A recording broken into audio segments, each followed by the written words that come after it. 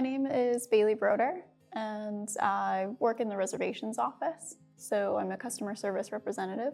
I will also be doing mountain patrol this year, so I get to go up and talk to hikers and everything, make sure they're good, help them with any questions. If there's injuries, I can assist with that too. I became WAFA certified this year, so that's going to start end of July, and this is my 5th season.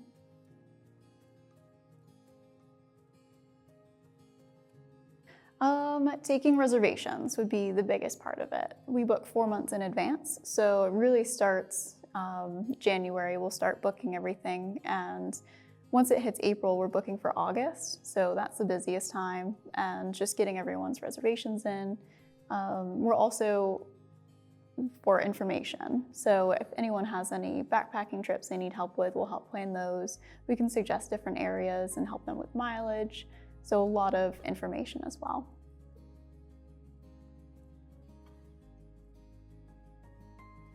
So I grew up in the area. I'm originally from Millinocket, and my whole family is into every outdoorsy thing possible and kind of grew up in the woods out here. So I was already really familiar with the area when I started with the park. So that helped a lot, and being able to help campers and hikers with any information.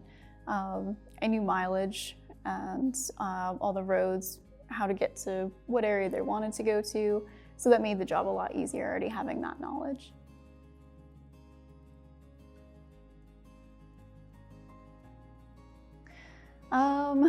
So I would say be open to other ideas. When people book 4 months in advance, it's very high demand for limited availability, and we do the best that we can to fill everyone's reservations. But when someone wants cabin number 1 at Daisy Pond and that's all they want, that doesn't really give us a whole lot to work with. So we tell people to try to be as flexible as they can, and we do our best to help with their reservations.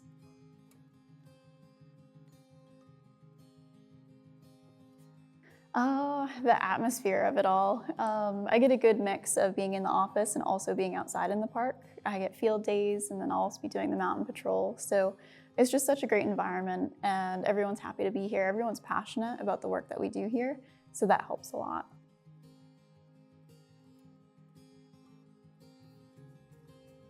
Most challenging, probably handling everything all at once. So we also do a lot of stuff on the radio. So we'll get calls from campground rangers trying to switch people around. We get calls from worried mothers trying to track down their kids, so we'll have to radio up to people and track them down. We're also dealing with mail-in reservations, phone calls, people out in the lobby asking questions. So it's a lot of running around.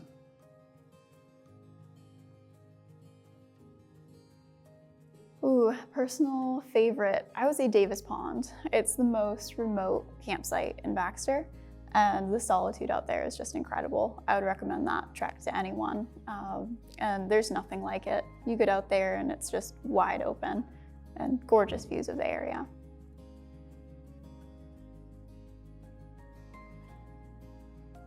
There's more to the park than just Katahdin. So a lot of people that are calling, that's all they're focused on. And of course, like I said earlier, limited availability and high demand for it. So we try to tell people the park's over 209,000 acres and there's so much to explore. So we'll suggest other areas and give alternatives. So I like when people are really open about other hikes that they can do, and just anything else that's not Katahdin. Just everyone seems so focused on it.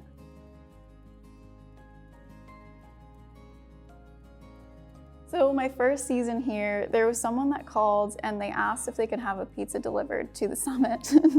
And I started laughing because I thought they were joking, and they're very serious. But yeah, just a lot of stuff like that. A lot of people still think they can drive to the top like you can on Mount Washington or Acadia, go up Cadillac Mountain like that. So yeah, it's a lot of that, but yeah, some wacky questions out there.